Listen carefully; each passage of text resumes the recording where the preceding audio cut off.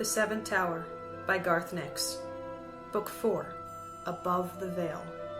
Chapter 28. Everything happened very quickly for Milla once the Crones came to their decision. She was cut free from the chair, but told to stay sitting there. Audrus was ordered to stand behind her. Then the Crones quickly moved to form a circle around them both.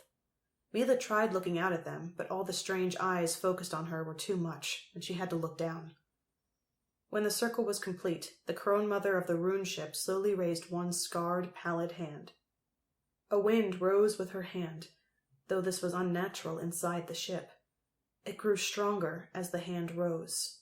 A whistling, howling wind circled all around Milla, coming from no single direction. It was strangely cold and hot by turns, unlike any breeze Milla had ever felt upon the ice. Milla looked up and saw that the crones were whistling, their lips pursed, their glowing eyes all centered on her. Somehow, they had called up the wind. The wind grew stronger, and the lanterns blew out.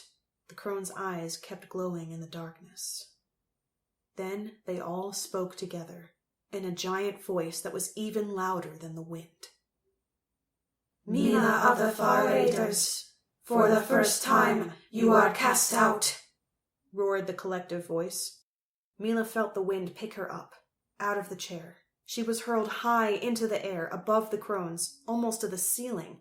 Her clothes were stripped from her body, and she flew naked through the air. The wind took her toward the far wall, and for a moment Milla thought she would smash into it.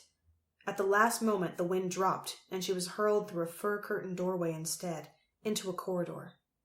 Still the wind carried her, and the crones came in a great mass behind, filling the corridor.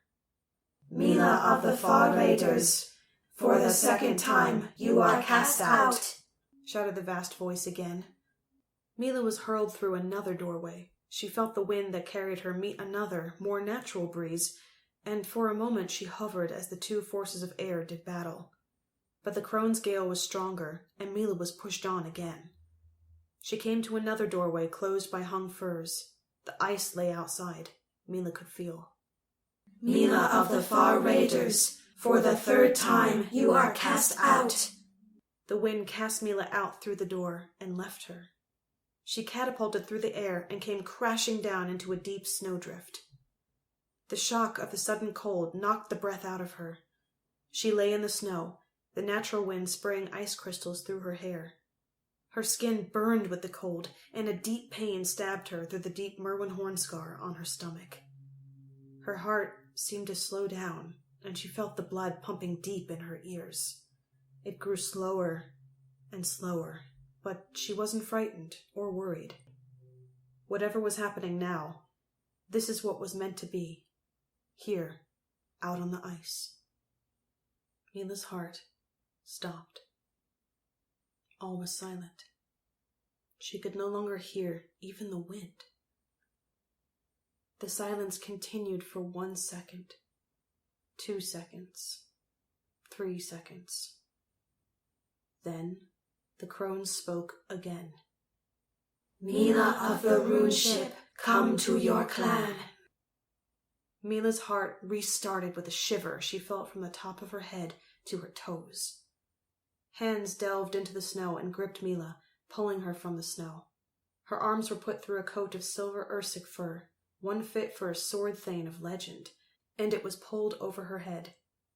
Ice crystals were brushed from her hair, and a circlet of Selski bones set there, even as she was momentarily lifted up so her feet could be put into thick boots of fur-lined hide. A belt was tied around her waist, silver and black, with a golden buckle in the shape of a leaping Merwin. Still dazed, Milla was rushed back inside in the middle of a great crowd of crones. She felt curiously light, almost as if the wind that had carried her was still doing so. The weight of her past worries had disappeared. She no longer felt that she should go to the ice and die for her misdeeds.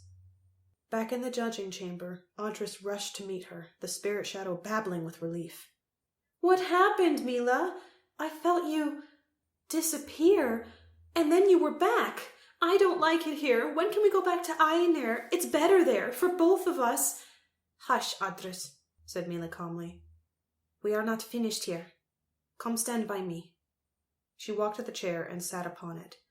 But in her silver fur and bone circlet, with the talon of Danir shining on her finger, she did not look like someone come for judgment.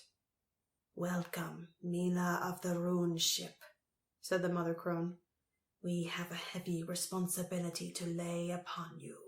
Do you accept it, for you and your shadow?" "I do," answered Milla regally. She raised her hand to quiet Audrus, who was about to speak. "Then we shall speak the prayer of Astir to bind you to it," announced the Crone Mother.